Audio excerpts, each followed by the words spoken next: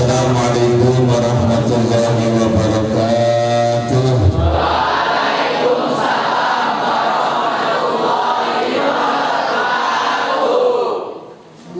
Alhamdulillahirabbil alamin. Shalatu wassalamu ala sayyidina Muhammadin wa ala alihi wa sahbihi ajma'in, amma ba'du.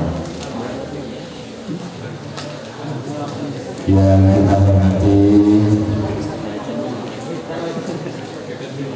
Bapak Wakil Bapak Sarman, yang saya hormati Ibu Pembina Rohis,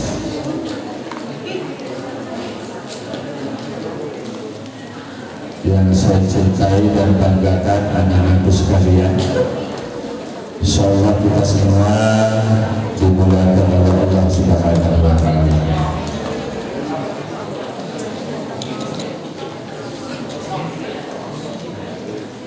Puji syukur alhamdulillah, pada pagi hari ini kita kembali beraktivitas di tengah-tengah kita menjalankan rangkaian ibadah puasa Ramadan. Sudah hari yang berapa sekarang? Ada yang 9, ada yang 10. Lebarannya lebaran. Kita sepakat dulu, hari yang berapa sekarang puasa? 9.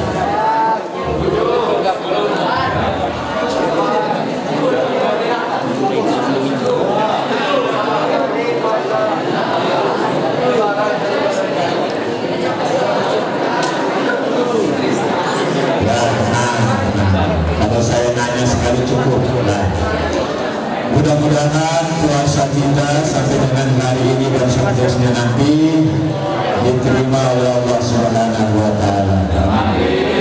Salawat dan salam telah kita sampaikan pada junjungan baginda Nabi besar kita Muhammad sallallahu alaihi wasallam. Anak-anakku sekalian,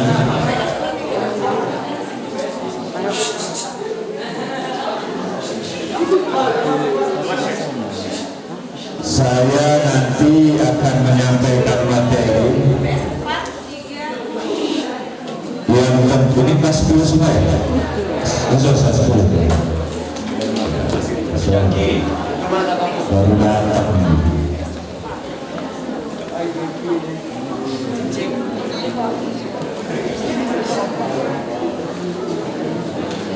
Izin sebentar, itu kayaknya mau di videoin, mau masuk TV, minta tolong pakai masker semua. Ya mas, ada videonya. Minta tolong pakai masker semuanya. Karena mau masuk TV, kalau salah TV nasional ya, ada 3 TV nasional. Minta tolong semua pakai masker. Duduknya rapi, jangan ribut. Ya. Yang pada akhirnya nanti Bapak sampaikan materi tentang pentingnya peranan akhlak dalam kehidupan kita sehari-hari. Sebelumnya sedikit Bapak singgung masalah Ramadan. Ada 4 bulan yang Allah ciptakan itu dimuliakan.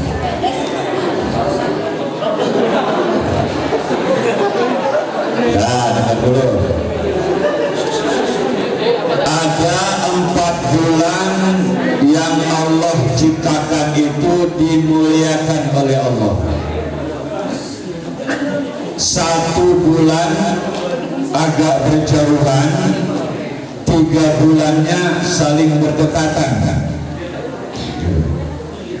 Apa 4 bulan yang dimuliakan Allah itu? Pertama, bulan Muharram.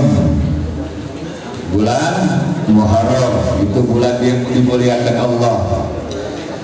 Jauh dengan temennya yang 3 bulan, karena jaraknya bulan Muharram, bulan Rajab, Sya'ban, dan Ramadan.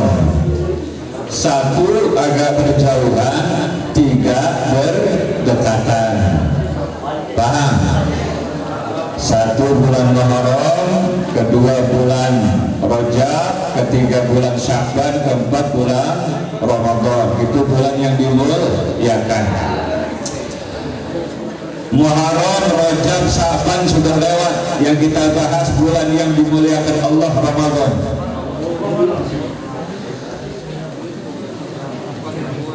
Apa yang dimuliakan Allah di bulan Ramadan? Kita sudah tahu dasarnya adalah puasa yang diwajibkan kepada kita selaku muslim. Jadi apa isi Ramadan? Isi Ramadan adalah puasa yang kita lakukan sebulan penuh, itu Ramadan. Sekarang kita diskusi, apa pengertian puasa itu? Asyam kalau bahasa Arabnya. Apa pengertian puasa itu? Apa puasa itu pada dasarnya? Dasarnya apa puasa itu apa? Menahan lapar dan haus, itu dasarnya. Namun pada esensinya, pada hakikatnya, puasa itu artinya apa? Menahan apa? Menahan hawa nafsu, itu pada esensinya, hakikatnya. Kalau dasarnya menahan lapar dan haus, pada esensinya, pada hakikatnya menahan dari hawa nafsu. Sedikit Ramadan. Nah, puasa yang kita lakukan sekarang ini, puasa Ramadan yang diatur dalam fikih, atau fikih itu namanya kaifiyah. Jadi ibunya ilmu dalam agama itu, ummul ilmi dalam agama Islam itu adalah ilmu fikih. Jadi ibunya ilmu itu ilmu fikih. Fikih di sini mengatur ataupun ada kaifiyah, tata cara, baik sholat kita, puasa kita, zakat kita, haji kita, dan lain-lainnya. Fikih itu mengatur, ada kaifiyahnya, ada tata caranya, namanya ilmu fikih. Kalau orang sholat tanpa ilmu fikih, cuman jungkir balik saja. Orang puasa Ramadan nggak pakai ilmu fikih, cuman nahan lapar dan haus saja. Orang ngeluarin zakat tanpa ilmu fikih, sia-sia. Orang pergi haji tanpa ilmu fikih, jalan-jalan ke Mekah. Jadi semua harus ada kaifiyah, aturan main, rule of the game kalau dalam negara. Itu ilmu fikih. Ramadan, puasa, ada kaifiyahnya, ada tata caranya. Apa tata caranya puasa Ramadan? Apa coba? Nah, tadi kan menahan lapar dan haus. Sekarang tata caranya apa? Tata caranya dimulai dan diakhiri, itu tata cara namanya. Dimulai kapan kita menahan lapar dan haus, menyelesaikan kapan kita lapar dan haus itu tata cara. Apa dari mana tuh tata caranya kita puasa? Imsak itu menunjukkan waktu terbitnya fajar, mulai nahan. Cuman bukan berarti terbit fajar kita masih badok makan aja, enggak. Ada jedanya dulu yang disebut imsak. Imsak itu berhenti nahan, nggak boleh lagi makan dan minum. Walaupun pada aturannya kita mulai start puasa itu dihitung dari terbitnya matahari. Cuman diatur supaya keseragaman. Ada namanya waktu imsak, itu tata cara. Mulai mengakhiri lapar dan haus kapan? Terbenamnya matahari fajar, itu aturan mainnya. Jadi kalau kita menahan lapar dan haus susah sesuai dengan aturan, terus buka puasanya ntar jam 9 malam, nah itu kebablasan, hukumnya haram. Kalau begitu azan maghrib dibukul, ada azannya, Allahu Akbar, Allahu Akbar, segera berbuka. Itu tata cara, kaifiahnya. Inilah keistimewaan kita sebagai umat Nabi Muhammad. Puasa Ramadan diatur dari waktunya. Jadi kita berapa jam sih kalau puasa? Nah, lapar dan haus kita dapat jam ini. Coba itu 12 jam. Di Norwegia, ini sempat saya lihat, di Norwegia itu nggak pernah ketemu malam. Lagi musim apa namanya, musim semi apa ya. Jadi di Norwegia itu nggak pernah ketemu malam. Jam 12 malam matahari masih ada. Bagi nggak? Gimana? Hitungannya seperti apa puasa kayak gitu?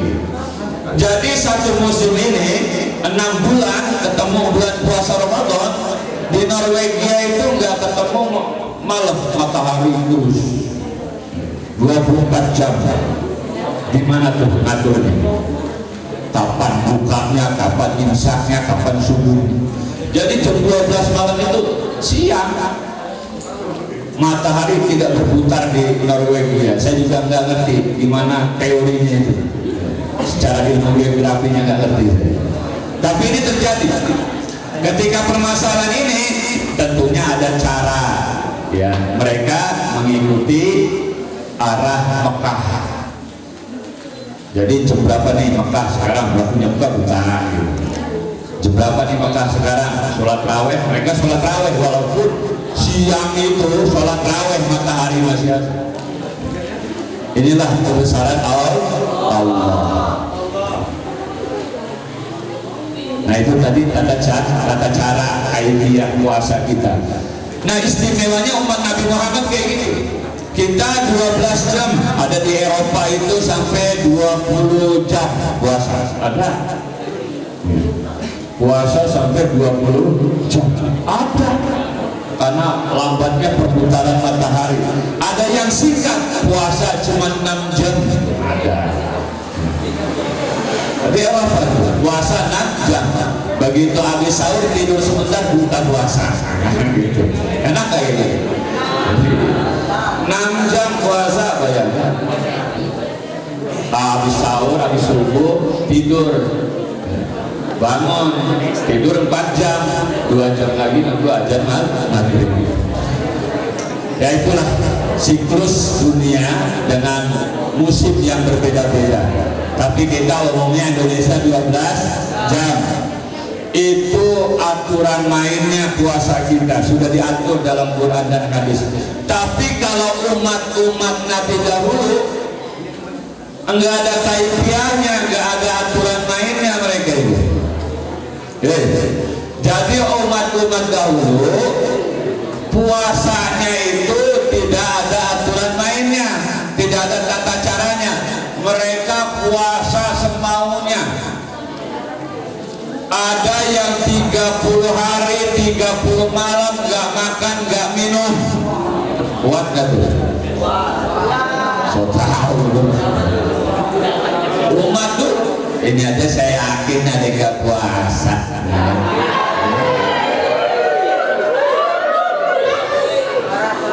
Kalau puasa ini ibadah yang istimewa. Kita wudhu nih, wudhu aja ya. Teman kiri kanan gak tahu, kita nelen air wudhu. Teman gak tahu, yang tahu apa? Allah. Pulang dari sini nongkrong, masuk ke dalam pintu, gampang selesai. Kita tahu puasa enggak ya. Nah itu istimewanya bulan puasa kita Indonesia. Umat Nabi Muhammad punya aturan main, tapi umat dahulu nggak ada aturan main. Apa tujuan mereka umat-umat dahulu? Puasanya Nabi Nuh, puasanya Nabi Ibrahim, puasanya Nabi Musa, Nabi Isa dan sebagainya. Umat-umatnya saking loyal dengan Allah, taat dengan Allah, sampai puasa 30 hari 30 makan, malam nggak makan nggak minum kuat. Coba kalau kita umat Nabi Nuh sekarang, kuat nggak? 30 hari 30 malam nggak makan nggak minum. Udah gitu mereka nggak ada lebaran lagi. Kita cuma 12 jam. Istimewa nih Nabi Muhammad. Nah itu daripada pengertian dasar tentang puasa Ramadan, puasa dasarnya dan puasa pada hakikatnya atau esensinya. Nah tentunya dari rangkaian ibadah puasa Ramadan ini, tentunya yang kedua tadi kita bicara dasarnya kan, menahan lapar dan haus. Yang kedua masalah esensinya, hakikatnya. Apa hakikatnya itu tadi? Apa hakikatnya? Esensinya menahan dari hawa nafsu. Ini ada kronologisnya, ada sejarahnya, ada ceritanya. Jadi dengar dulu, Allah menciptakan manusia ini ada dua hal, dua komponen manusia Allah ciptakan. Apa komponen manusia itu? Yang pertama Allah berikan akal dan nafsu. Itu manusia. Ada yang kedua makhluk namanya malaikat. Malaikat itu Allah ciptakan, diberikan komponen, diberikan akal, tapi tidak diberikan nafsu. Itu malah malaikat. Ada lagi binatang, hewan, diberikan otak tapi tidak diberikan akal, juga diberikan nafsu. Itu binatang. Paham? Apa tadi? Pertama saya ulas, binatang. Binatang itu Allah ciptakan, diberikan otak tapi tidak diberikan akal, cuma diberikan nafsu. Artinya binatang tidak bekerja, berpikir. Yang dipikirin nafsu. Kalau kita ngelihat ayam kawin di pinggir jalan, namanya binatang. Wajar. Binatang salah itu wajar. Kenapa? Nggak punya otak, nggak punya akal. Nggak mungkin kita mau ceramahin tuh ayam lagi kawin di pinggir jalan, kita ceramahin, hai ayam, berjinah kau.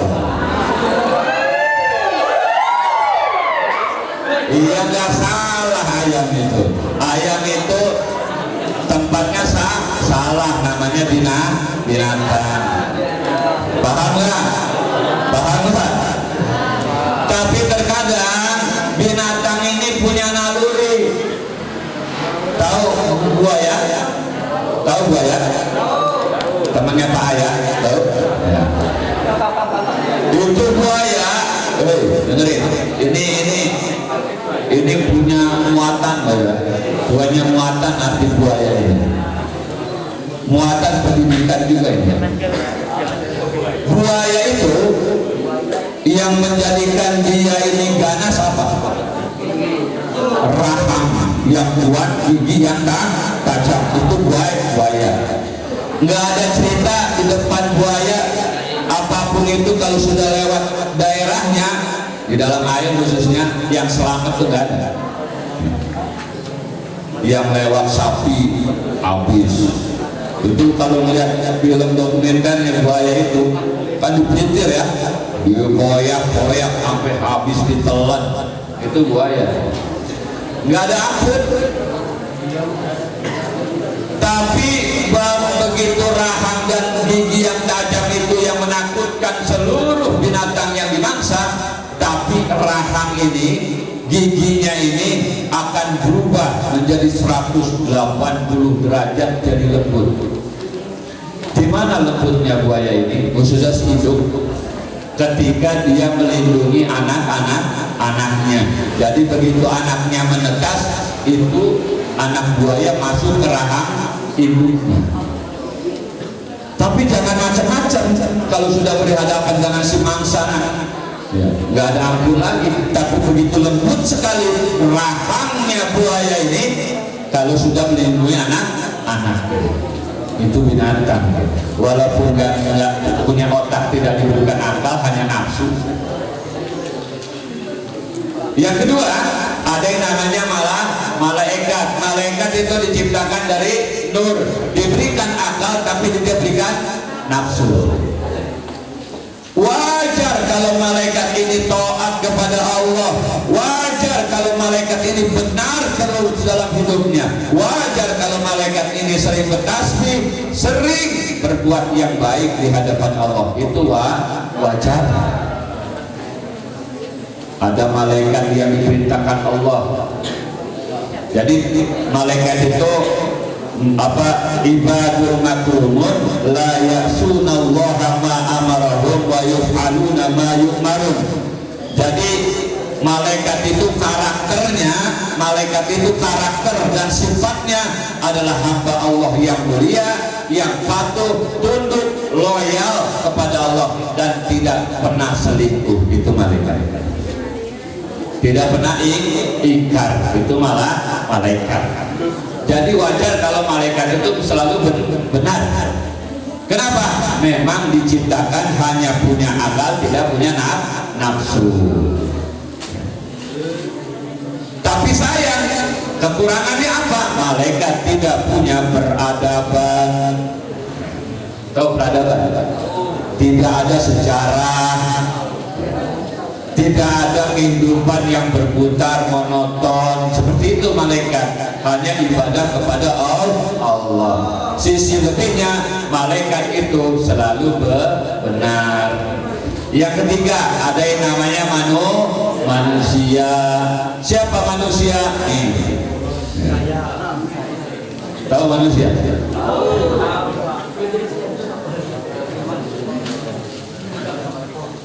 Manusia ini Allah ciptakan ada otak, akal, juga nafsu.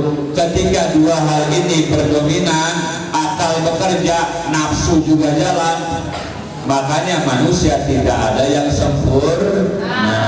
Paham? Ketika mendominasi ini dua-duanya, akal jalan, nafsunya jalan, makanya tidak ada yang sempurna. Contoh bulan puasa gini, akalnya jalan, ingin beribadah kepada Allah, ingin dapat pahala, umpama pengen masuk surga, saya mau sholat tarawih. Ya. Bagus dah, akalnya jalan, nafsunya juga muter. Nanti sholat tarawih saya ingat kata Ustadz, tinggalkan yang buruk, ambil yang baik. Ya. Jadi nafsunya mulai, nanti pulang tarawih saya tukar sedang yang bagus. Nah itu nafsu. Berangkat dari rumah pakai nyekermen, nyekermen, pulang dari masjid bawa nyekermen, bawa sedang yang bagus. Itu namanya akal dan nafsu. Jadi wajar kalau manusia tidak ada yang sempurna, nggak ada. Coba cari dari ujung ke dunia ini, dari Arab sampai kemana pun, di Arab sendiri yang turunnya Islam juga nggak ada yang sempurna. Itu sifat manusia. Nah, jadi bicara akal dan nafsu ini, ketika kita diperintahkan puasa, jadi sebelum dimasukkan ke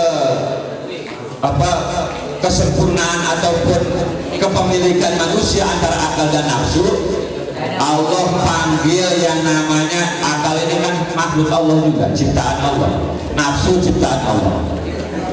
Jadi akal ini dipanggil oleh Allah, hai akal, taat, sini kamu. Baik ya Allah, ingin menguji loyalitasnya si akal. Kata Allah, hai akal, naam ya Allah. Man ana wa man anta. Kata Allah, siapa saya, siapa kamu? Sahabatnya, sahabat ibu, kata Allah. Jawab akal, ana wa anta rabbi. Saya adalah hambamu dan engkau adalah Tuhanku. Kata Allah, sodakta, bagus akal. Izhab fadkhulul jannah, silakan masuk ke dalam surga. Yang kedua dipanggil nafsu. Nafsu, naam, sini. Naam ya Allah. Man ana wa man anta. Jawab pertanyaan yang sama kepada Allah, kepada si nafsu. Siapa saya, siapa kamu? Kata Allah. Nafsu jawab, ana wa anta anta. Saya ya saya, kamu ya kamu. Kata nafsu. Marah Allah. Malaikat, siap, ikat ini nafsu, masukkan ke dalam penjara neraka 1000 tahun. Baik, akhirnya dikurung, diikat, dimasukkan ke dalam neraka selama 1000 tahun. Supaya apa? Supaya nafsu jerak. Singkatnya, selesai 1000 tahun hukuman di penjara, dipanggil oleh Allah. Hai nafsu, sini.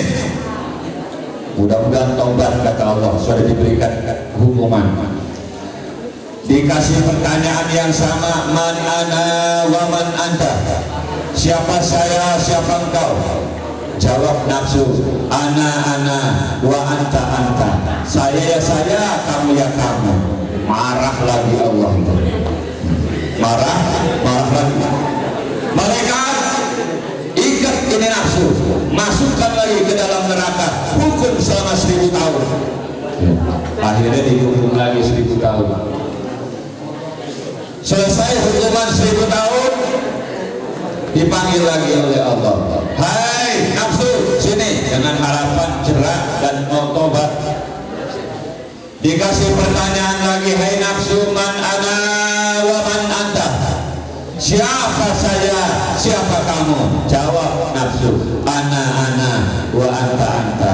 Saya ya saya, kamu ya kamu. Marah lagi. Sekarang hukumnya ditambah lagi lebih berat. Kata Allah, malaikat, masukkan ke dalam neraka, kurung 1000 tahun. Kali ini jangan dikasih makan, jangan dikasih minum si nafsu. Jadi 1000 tahun. Jadi nih saya kasih tahu, di akhirat 1 hari itu 1000 tahun. Berapa? 1 hari 1000 tahun. Di dunia 1 hari 24 jam. Jadi kalau nanti ada yang dihukum neraka itu 1 hari sama dengan 1000 tahun. Dapat hukuman 2 hari 2000 tahun. Dapat hukuman 3 hari. Dapat hukuman 7 hari. Berapa? 7.000 tahun. Dapat hukuman 1 tahun. Itu. Nah, itu. Nah, pokoknya enggak gitu. Itu yang hukuman 1 hari aja 1000 tahun. Kita dikurung di dunia, di penjara, di Polres seminggu, nangis-nangis. Ya. Saya pernah lihat. Jadi kalau bapak ini kan kadang pernah masuk sel menasihati napi-napi, ada yang nangis, dipikir enak kali di sel, kedinginan. Nah, sudah diberikan hukuman 1000 tahun, tidak dikasih makan, tidak dikasih minum, dengan harapan jerak dan mau tobat si nafsu ini, dipanggil lagi, hei nafsu sini, kata Allah. Baik ya Allah. Pertanyaan yang sama tidak berubah, man ana wa man anta. Siapa saya, siapa kamu, kata Allah. Jawab si nafsu, ana wa anta rabbi, saya adalah hambamu dan engkau adalah Tuhanku. Mengakui bahwa Allah Tuhannya. Ketika si nafsu, Allah beri hukuman dengan tidak makan, tidak minum. Ini kita dihukum nafsu kita di bulan Ramadan ini, paham? Nafsu kita dihukum, diajarkan disiplin, diajarkan dihukum, paham nggak? Paham nggak? Jadi nafsu kita dihukum sekarang ini. Nggak boleh makan, nggak boleh minum. Tujuannya apa? Supaya mendekatkan diri kita kepada Allah. Yang kita patut sembah hanya kepada Allah. Itu tujuan nafsu, mengakui hakikatnya Allah. Nah, itu bicara hakikat. Tadi kan bicara dasar ya. Dasar itu menahan lapar dan haus. Sekarang bicara hakikat. Jadi hakikat itu menahan nafsu, hukuman buat si nafsu yang ada di diri kita ini. Karena sudah ada aturan main, dengerin. Kalau sudah ada aturan main, nafsu kita dihukum. Itu tempe halal nggak? Tempe halal nggak? Halal. Tapi kalau siang gini hukumnya jadi apa? Haram. Itu namanya menghukum nafsu.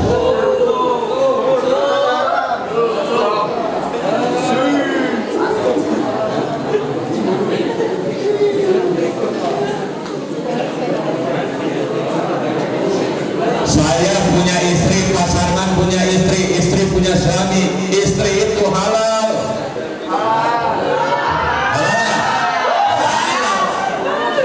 Tapi kalau siang ini jadi halalnya kapan? Tar. Di sholat tarawih. Ini bicara halal haram. Jadi pernah ini cerita, dengar. Ini kan kalau ngomong ini kebanyakan ngomong surat juga. Jadi ketika puasa diperintahkan oleh Allah, seluruh nafsu ini ditahan, tidak boleh makan, tidak boleh minum, sampai berhubungan suami istri itu juga nggak boleh. Satu hari para sahabat Nabi, coba dengerin itu, dengerin itu. Suatu hari sahabat Nabi ini kumpul-kumpul, habis sholat zuhur kumpul di Masjidil Haram, di Masjid Nabawi di teras. Ada yang ngomong, kemarin saya nggak sengaja dengan istri saya di siang hari, malam hari. Ini ilmu fikih juga ini, bukan sekedar guyon tapi ilmu fikih. Kata salah satu sahabat, saya nggak sengaja kemarin malam saya kejadian dengan istri saya. Gimana, batal nggak ya? Malam itu yang temannya sebelah ngomong saya juga, yang sama bilang saya juga. Sehingga turun Quran, uhilla lakum lailatas syiyami rafasu ila nisaikum. Dibolehkan kalian berhubungan suami istri di malam bulan Ramadan. Siang nggak boleh, malamnya boleh. Bayangin kalau berhubungan suami istri dilarang, siang nggak boleh, malam nggak boleh, 30 hari nggak boleh. Apa nggak botak kepala itu? Itu ilmu pikir. Jangan dibayangin. Belum waktunya. Ini saya mengaji ilmu fikih. Belum waktunya, jangan dibayangin. Kencing aja belum lurus.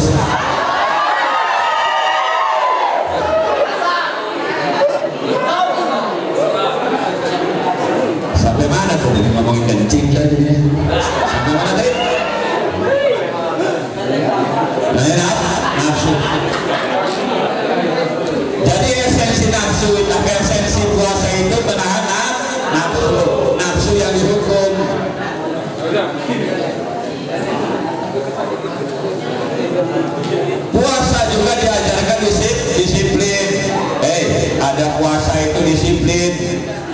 Disiplinnya di mana? Kalau memang belum waktunya jangan buka. Kalau sudah imsak jangan makan, disiplin. Mengajarkan disiplin puasa itu. Ini sekolah masuk jam berapa, pulangnya jam berapa, disiplin. Jadi nafsu yang otak yang dipakai bukan nafsu, disiplin ini. Ada yang masuknya belakangan, pulangnya duluan. Itu tidak disiplin. Puasa mengajarkan kita disiplin.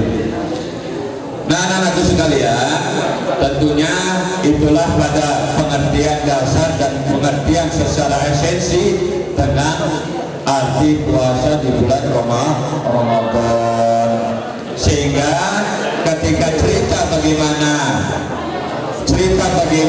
Allah memanggil yang namanya akal dan nafsu, ternyata di sini telah terjadi sebuah pengingkaran terhadap Allah, makhluknya yang bernama nafsu. Jadi manusia ini tinggal pilihan, ada akal dan ada nafsu. Kalau akal yang dominan, kalau akal manusia yang dominan dipergunakan, maka dia akan lebih tinggi derajatnya dari malaikat. Tapi kalau manusia lebih banyak menggunakan nafsunya, lebih dominan nafsunya, makanya dia lebih rendah daripada binatang. Dalam Quran disebutkan balhum awal, mereka lebih rendah dari binatang. Sekarang saya coba tadi sampaikan, buaya saja begitu halus dan lembutnya ketika dia melindungi anak-anaknya. Buaya itu.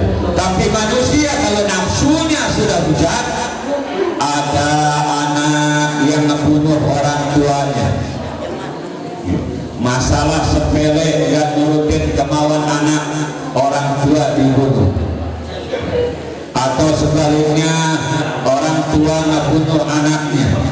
Anaknya baru lahir dibuang ke tong sampah. Anaknya baru lahir dibuang ke WC. Anaknya yang baru lahir dibuang ke got. Ada nggak? Ada nggak? Ada. Lebih rendah nggak dari binatang? Buaya nggak begitu, nggak pernah ada cerita. Buaya ngebuang anaknya ke WC, nggak ada. Dimasukin ke dalam mulutnya. Itu buaya. Tapi ganasnya luar biasa kalau luar berhadapan dengan mangsanya. Nah, itulah pengertian daripada akal dan nafsu, sehingga puasa ini kita diajarkan untuk menahan nafsu. Dengerin, bukan menghilangkan nafsu, bukan, tapi menahan nafsu. Kalau menghilangkan nafsu repot, tapi menahan nafsu. Kalau nafsu dihilangkan, ya nggak bisa sekolah kita, nggak bisa makan, nggak bisa minum, tapi menahan nafsu. Anak-anak sekalian, jadi itu diantara pengertian tentang puasa Ramadan. Sekarang yang Bapak singkat tadi tentang bagaimana kalian, kita semua, Islam mengajarkan tentang akhlak dalam kehidupan.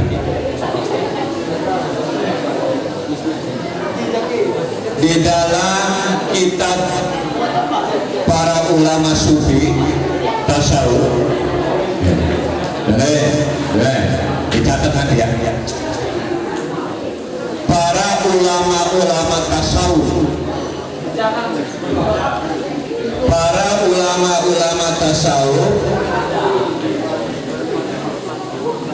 sering mengeluarkan syair. Tahu syair? Syair-syair yang menjadi nasihat. Jadi ulama tasawuf ini sering membuat syair-syair.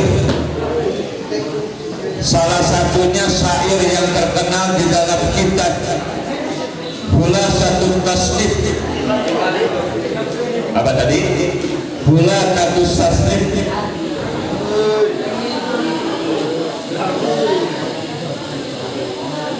yang artinya seorang tasawuf ini mengartikan diri manusia ini sama saja dengan kemudi. Ini saya. Jadi diri manusia ini sama dengan kemudi.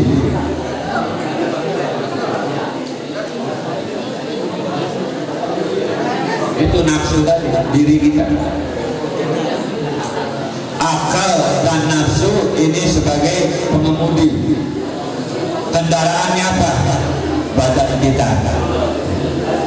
Ruh kita yang mengemudi. Jasad kita kendaraannya. Makanya kata para tasawuf, orang-orang sufi ini mengartikan diri kita sebagai seorang kemudi. Nah, sekarang kalau bicara tentang kemudi, tentunya punya syarat-syarat dong. Ya, kalau udah umur 17 tahun lebih harus sudah punya izin. Izin apa? Surat izin mengemudi, itu syaratnya. Nah, kita analogikan di sini. Jadi seorang tasawuf mengartikan diri kita sebagai seorang kemudi,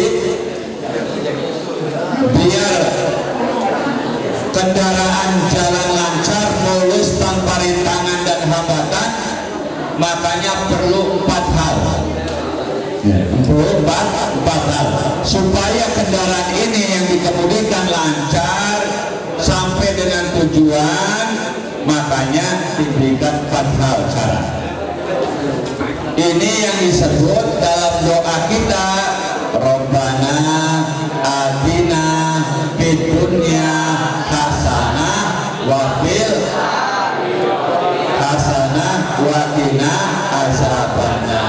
Jadi perjalanan kita supaya lancar di dunia, lancar sampai dengan akhirat. Itu kan ada jalan. Baik kita di dunia, baik di akhirat, biar lancar. Makanya diri kita ini sebagai kemudi. Apa supaya lancar di dunia, lancar di akhirat nanti pada tujuannya? 4 hal kita harus punya. Yang pertama, kita harus punya persiapan atau at-tuqa. At-tuqa, apa itu? Takwa kepada Allah. Jadi syarat supaya kita tujuan selamat membawa kendaraan harus punya surat izin mengemudi. Supaya kita selamat perjalanan dunia dan akhirat, dalam mengemudikan diri kita, kita harus punya yang pertama at-tuqa, takwa kepada Allah. Apa itu takwa? Sering kan dengar kalau khotib Jumat, takwa. Apa takwa? Ayo coba kita pengen tahu takwa apa artinya. Takwa artinya apa? Apa takwa? Hah? Patuh. Apa lagi? Apa lagi? Apa takwa itu? Kalau dalam definisi umumnya, takwa itu dalam definisi umumnya, pengertian umum, menjalankan perintah Allah dan meninggalkan larangan-larangan Allah. Itu takwa secara umum. Tujuan orang puasa Ramadan apa? Mendapat gelar la'allakum tattaqun, menjadi orang yang bertakwa.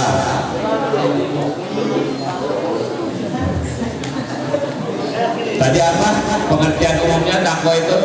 Menjalankan perintah-perintah Allah dan meninggalkan larangan-larangan Allah. Itu takwa. Coba tenang dong. Jadi puasa itu jangan memancing emosional. Nah itu harus bisa memberi manfaat buat orang lain. Atau dalam pengertian khusus, Sekarang pengertian khususnya diantaranya takwa itu innallaha la yanzuru ila suwarikum wa amwalikum walakin yanzuru ila qulubikum wa a'malikum. Itu. Jadi pengertian takwa secara khusus diantaranya innallaha la yanzuru ila suwarikum. Allah tidak melihat, Allah tidak menilai tampang rupamu.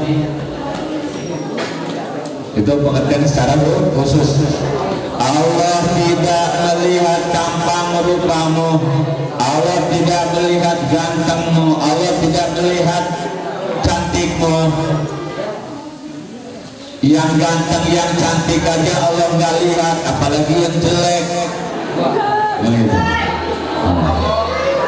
Di sini ganteng semua, di sana cantik semua. Amin. Apalagi dilihat dari Gunung Pesagi, ganteng betul.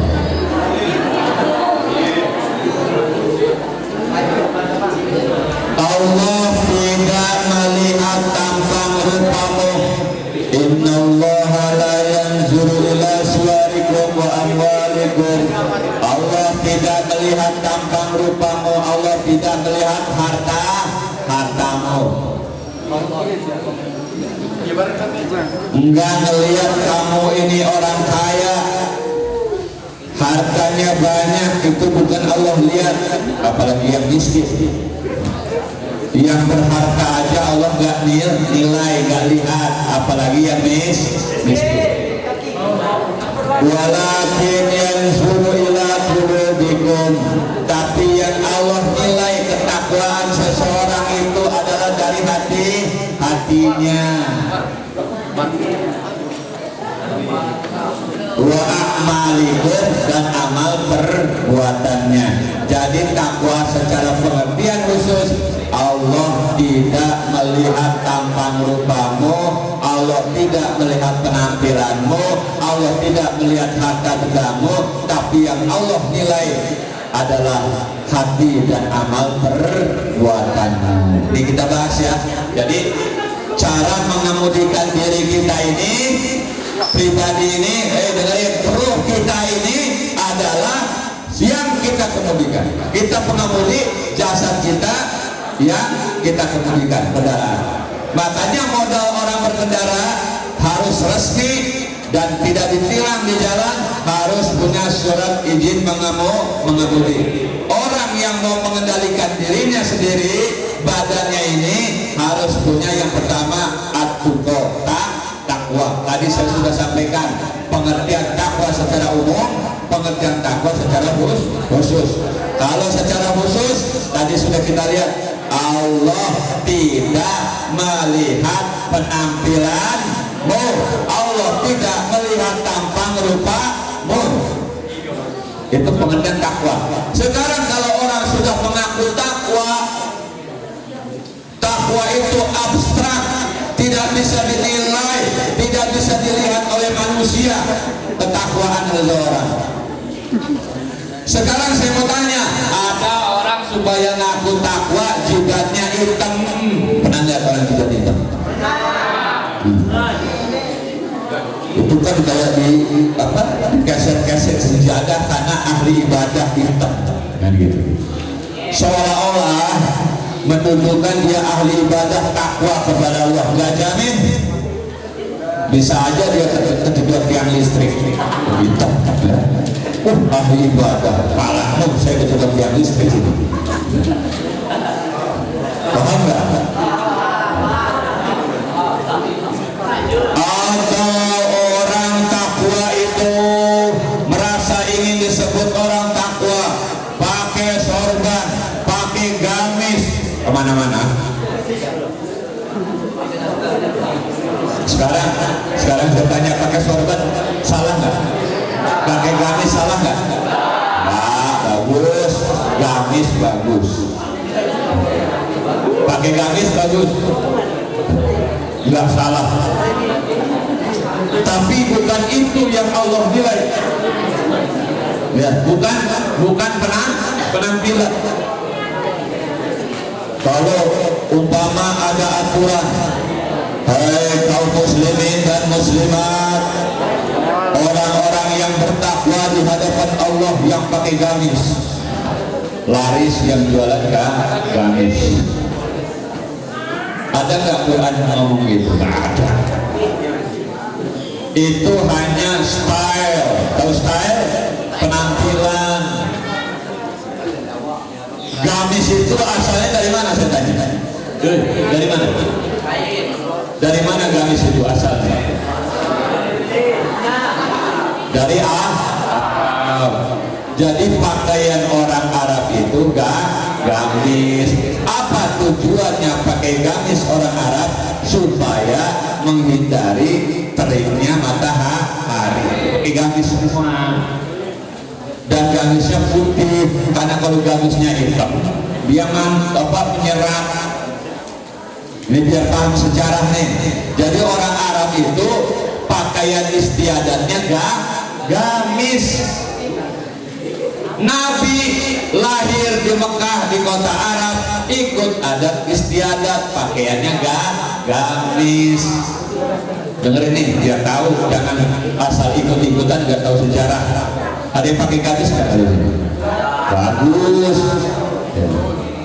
Karena di Arab pakaian gamis itu pakaian tradisionalnya, pakaian mereka sehari-hari. Tujuan intinya Arab itu padang pasir yang panas sampai dengan 45 derajat bahkan 50 derajat panasnya. Pakaiannya itu supaya terhindar dari terik matahari. Nabi Muhammad dan nabi-nabi lain lahirnya diutusnya di Arab, pakaiannya juga begitu. Abu Jahal, Abu Lahab, ya, itu juga pakaiannya gamis. Jadi bukan pada penampilan, pada ketakwaan. Allah bukan melihat penampilan orang, yang penting ketakwaannya. Ini bentuk penampilan ini takwa bukan? Takwa. Selagi menjaga aurat.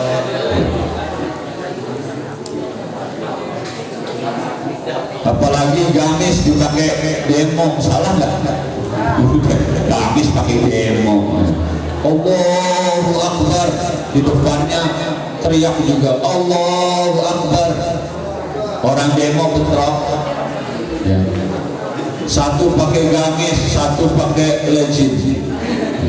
Iya, ada pakai kaos, pakai legit. Yang satu pasukan pakai gamis, teriak Allahu Akbar bawa pedang. Yang sana teriak juga bawa palu. Allahu Akbar. Siapa lawan siapa? Benar nggak? Kalau dulu penjajah datang ke Indonesia, para ulama, para kiai, para santri, para pejuang-pejuang teriak Allahu Akbar, musuhnya orang kafir. Sekarang kita berhadapan, si Ali sama si Hasan teriak Allahu Akbar, si Ali teriak Allahu Akbar. Siapa lawan siapa? Kan keliru ini. Iya. Ini kejadiannya begitu.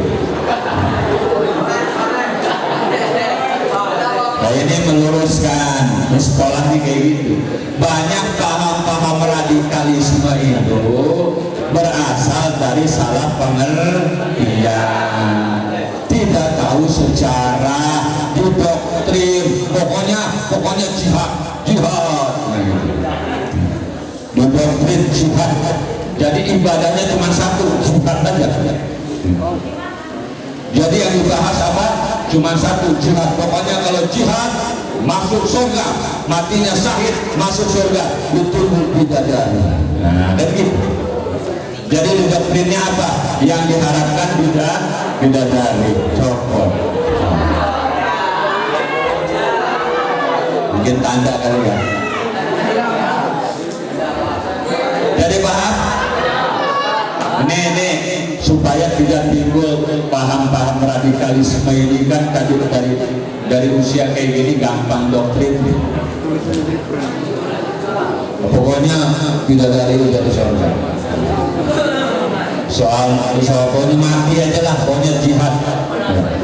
Teriak yang dibom mana? Masjid lagi dibom, kan luar biasa. Orang lagi sholat dibom. Orang yang lagi sholat, masjid dibom, orang lagi sholat, dia teriak Allahu Akbar. Konslet gak itu? Konslet yang ngebom. Kalau mau ngebom daftar sama saya sekarang, kita ke Palestina. No, berarti sakit pasti. Ke Israel jelas. Ya, benar nggak?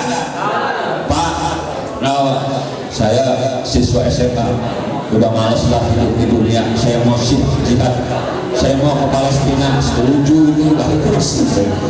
Nggak sia-sia matinya lawan Israel. Tapi harus karena nekat, harus punya ilmu dulu, ilmu tata cara perang, ilmu ngebom, ilmu nembak. Kalau cuma bawa badan bawa ke sana, mati konyol namanya. Saya mau jihad, punya apa? Nggak punya apa-apa, ya ditembak Israel di sana. Jadi belajar dulu. Itu konflik itu. Kalau mau mati syahid datang ke Israel, mati tuh syahid di situ. Ini kadang enggak, udah pasang bom, teriak Allahu Akbar, yang dibom masjid. Konslet deh itu. Nah, jadi gelar pertama takwa. SIM kita, kata para tasawuf, dalam mengendalikan diri kita supaya selamat di dunia, selamat di akhirat dengan takwa. Allah tidak melihat penampilan, tapi yang Allah nilai adalah berarti hati dan amal perbuatan. Harta nggak dinilai oleh Allah. Itu takwa saja. Makanya puasa ini kita semua ingin menggapai takwa. Karena derajat yang paling tinggi seluruh manusia di hadapan Allah adalah takwanya di hadapan Allah Subhanahu wa Ta'ala.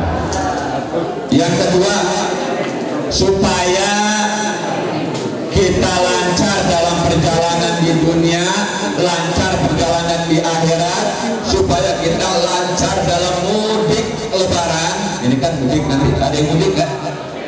Ada ya? Mudik nih, Pak Sarman mudik, Umi Kesti mudik, saya mudik.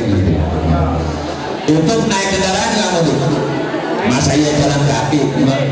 Naik kendaraan. Jadi selain punya SIM, si pengemudi ini juga dia harus tahu jalan. Mau kemana nih? Ke Bandar Lampung. Perhitungan dia harus sudah tahu. Walaupun belum tahu, dia tanya sama orang. Ini kalau dari Liwa kemana nih caranya nih? Ya. Oh dari Liwa, terus saja Sumberjaya, terus bukit belok kanan, terus bundaran nanti Kota Bumi, belok mana tuh?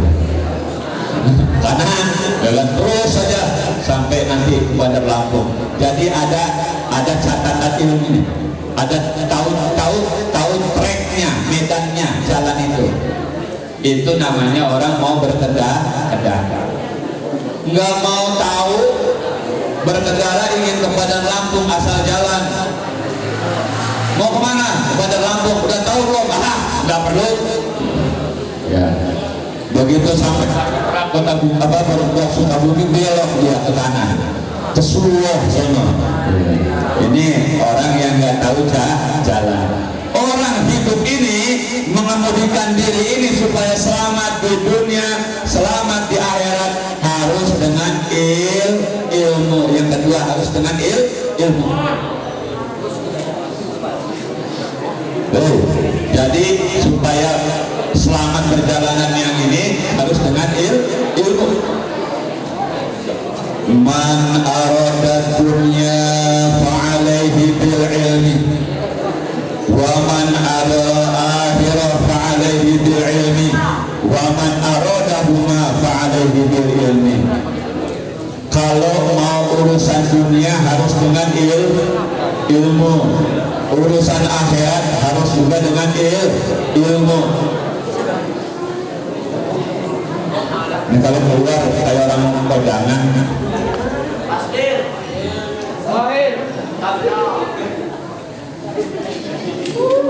Di luar nanti ada waktunya.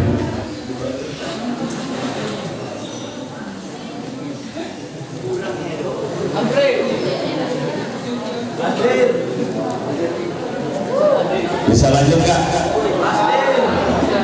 Jadi supaya diri kita ini sebagai pengemudi ini selamat di dunia, selamat di akhirat, yang kedua syaratnya harus dengan ilmu.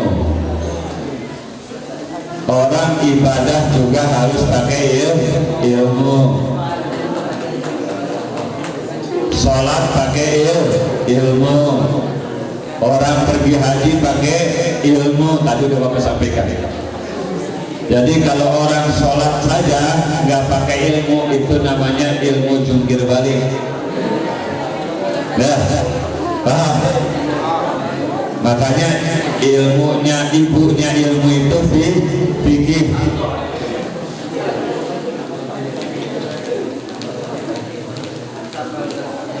Sholat, kita ambil contoh lah sholat aja. Sholat ini yang kita lakukan sehari 5 kali, kalau tidak didasari ilmu, cuman ikut-ikutan saja. Ada syarat rukunnya sholat atau wajibnya, ada sunah-sunahnya, harus kita tahu.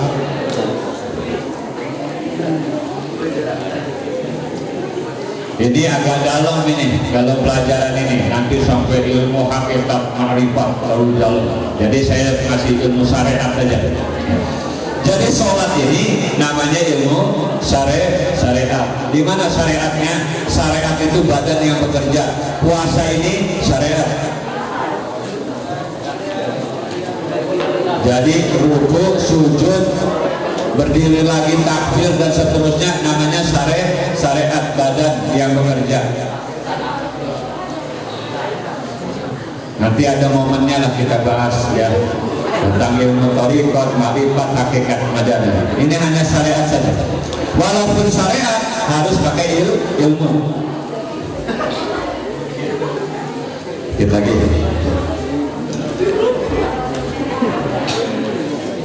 Saya pernah ketemu, ini karena nggak pakai ilmu sholat ya.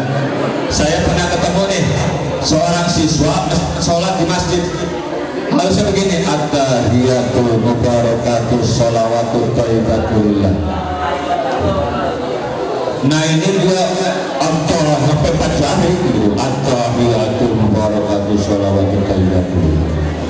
Selesai sholat saya tanya, enak orang at-tahiyat itu kan 1, tahiyatul mubarakatus, ini kamu 4. Iya Pak, teman saya 3 nitip. Ya 3 nitip, temannya nitip sholat at-tahiyatul 4 sama dia. Ini nggak tahu nih. Jadi hukumnya sholat itu fardu ain, untuk diri sendiri, nggak bisa nitip. Nah itu yang pertama, ilmu. Jadi orang harus selamat dalam perjalanan. Ketika berkendara harus tahu treknya dengan cara ilmu ya. Mau ke Bandar Lampung dia harus tahu perjalanannya, di mana dia ngisi bensin, di mana dia transit, dia harus tahu. Orang juga begitu, ingin selamat di dunia dan di akhirat juga harus dengan ilmu. Yang ketiga, supaya si kemudi ini bisa selamat mengendarai kendaraannya, harus dengan adabin, dengan adab, dengan budi pekerti, dengan etika, dengan sopan santun. Di mana bumi dipijak, di situ langit dijun. Anak-anak, adab itu di mana kaki dipijak, di situ langit dijunjung. Menunjung tinggi adat istiadat yang baik, adab, etika. Kalau orang ingin selamat perjalanan, jangan semaunya bawa kendaraan, ngebut, ugal-ugalan, Itu beradab nggak itu? Faktornya bisa menyertai diri sendiri dengan juga orang lain. Supaya kita menjaga diri kita ini selamat di dunia, selamat di akhirat, harus juga dengan adab, budi pekerti. Tidak ada jaminan nilainya bagus, ijazahnya bagus, tapi nasibnya belum tentu bagus tanpa dimodalin adab. Ini saya kasih cerita dikit. Seorang siswa kebetulan dia ngelamar, lulus dari SMA, ngelamar. Kebetulan ada jabatan strategis. Dia ngelamar, satu perusahaan ini ingin mempunyai kepala cabang. Ini gajinya ini 15 juta sebulan, difasilitasi kendaraan operasional, dikasih rumah untuk tempat tinggal. Jadi lulusan SMA semua syaratnya akan diterima sebagai kepala cabang. Kepala cabang salah satu perusahaan bonafit dengan gaji luar biasa. Akhirnya dibukalah lowongan pekerjaan itu. Ini cerita yang menjadi pelajaran karena pakai adab, pakai akhlak.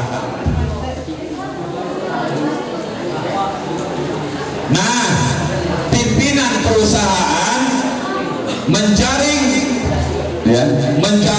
dari mulai lamaran sampai tes tertulis, akhirnya mengkerucut menjadi 4 orang calon kepala cabang.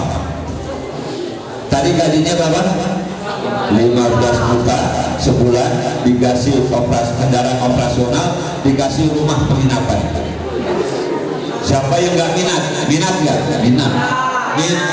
Ada 4 lulusan SMA terjaring mengkerucut dari sekian banyak yang lamar jadi 4 orang.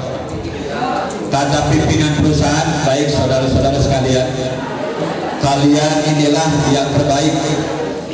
4 orang yang mengkerucut dari tahapan-tahapan seleksi. Nah, dari ini ada muatan baik.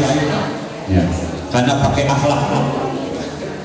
Kata pimpinan perusahaan, ini kalian berempat tes terakhir. Siapa yang lulus diambil salah satu orang akan menduduki kepala cabang salah satu perusahaan. Baik kalau gitu. Tesnya nggak sulit. Saya kasih 1 biji gabah masing-masing. Satu. Apa biji gabah? Tahu nggak biji gabah? Apa namanya? Bibit padi. Bibit padi lah. Kata pimpinan perusahaan, hai calon kepala cabang, ini 4 biji ini, 4 biji bibit padi ini saya berikan kepadamu. Siapa yang dalam waktu seminggu bibit padi ini numbuh, dia yang saya angkat menjadi direktur kepala cabang. Nggak sulit, dibawa pulang 4 bibit padi. Si A, si B, si C, si D. Si A semangat benar, itu bibit ditaruh di pot.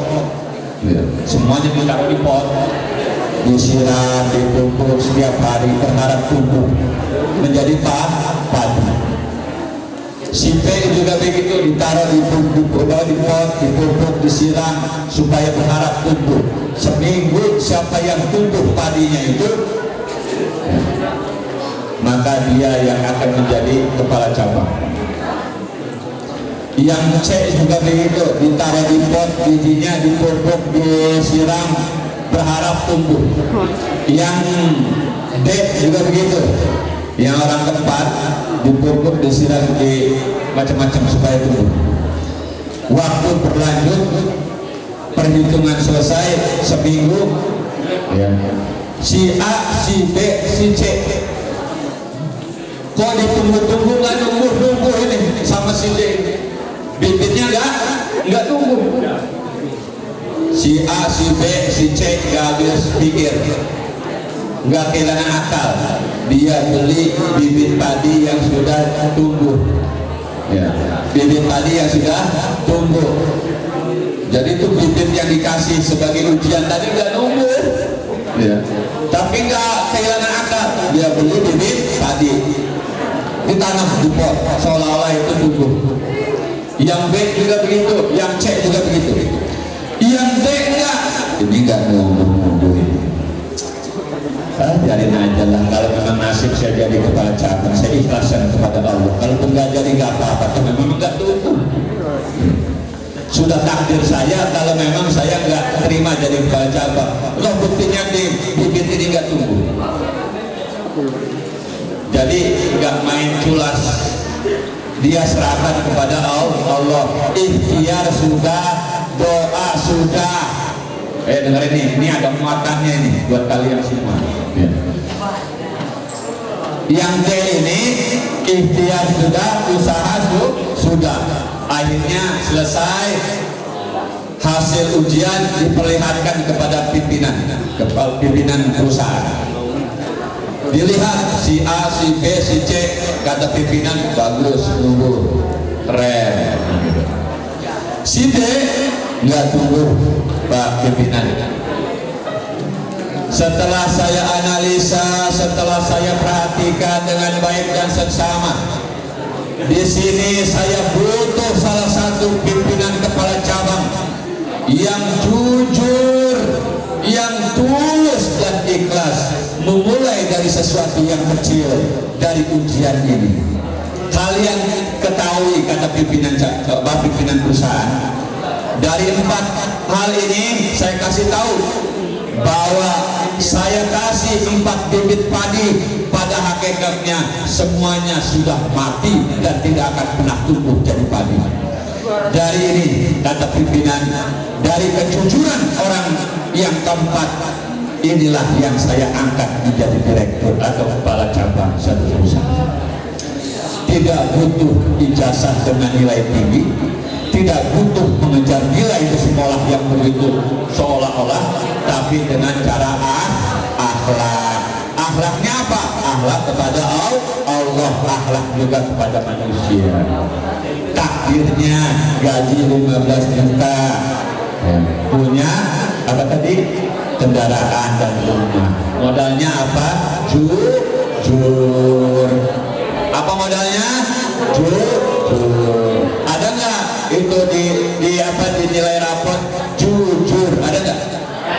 Nggak ada. Itu dari karakter, dari sifat karakter yang baik, karakter yang jujur. Di mana itu membentuknya? Di sekolah. Yang terakhir, supaya perjalanan kita sampai pada akhirnya selamat dunia dan akhirat, sampai dengan tujuan makisuna abadan la yafnun wa la yahujun, selamat kita sampai tujuan di akhirat, selamat kita tujuan dalam perjalanan mudik, harus dengan judun. Syarat keempat apa? Judun apa? Jangan terlena dengan tipu daya dunia. Itu. Jangan sampai terlena. Artinya, yuk kerjakan yang halal kalau sudah diperintahkan, yuk tinggalkan yang haram kalaupun sudah dilarang. Itu dunia. Jangan terlena. Jangan dicampur yang halal dengan yang haram dengan yang halal. Jangan sampai tertipu dunia. Itulah 4 hal ini, anak-anak semua. Kita ini pengemudi badan kita. Kita yang mengemudikan badan kita, ingin selamat tergantung di kita. Tapi syaratnya supaya kita punya kebaikan di dunia, punya kebaikan di akhirat, selamat nanti sampai tujuan. Rabbana atina fid dunya hasanah wa fil akhirati hasanah wa qina azabannar. Perjalanan kita di dunia selamat, di akhirat selamat, harus dengan 4 hal tadi. Apa yang pertama? Takwa. Yang kedua dengan ilmu. Yang keempat dengan adab. etika sopan santun. Yang keempat, juhud, jangan terlena dengan dunia. Anak-anakku sekalian, Bapak Ibu Dewan Guru, demikian yang bisa Bapak sampaikan pada materi kali ini. Tentunya harapan kita, yuk minta kerjasamanya. Itu loh, kerjasama semua. Pesantren Ramadan di SMA ini kalau tanpa ada kerjasama tidak akan pernah terwujud berjalan lancar. Harus ada kerjasama. Guru pembina, guru yang lainnya, semuanya juga begitu, berharap kepada kalian semua. Saya ini sedikit bahasannya mungkin tambahan. Kalau nanti ada momen Bapak ini salah satu pengawas syariah. Pengawas syariah ini tugasnya, kita ada bank yang namanya bank konvensional dan bank syariah. Ada dua beda. Karena kalau bank konvensional sudah pasti riba. Wa halallahu bai'a wa harramar riba. Tapi kalau di bank syariah tidak ada riba. Nanti kita bahas tentang syariah muamalah. Ya, penting itu ada bukunya nanti. Demikian, terima kasih buat semuanya. Mudah-mudahan kita berdoa kepada Allah. Mudah-mudahan acara yang kita laksanakan ini dalam thalabul ilmi, menuntut ilmu, ya, di bulan Ramadan ini akan menjadi tambahan nilai pahala kita di bulan suci Ramadan. Terima kasih. Mohon maaf. Wallahumma barik. Assalamualaikum warahmatullahi wabarakatuh.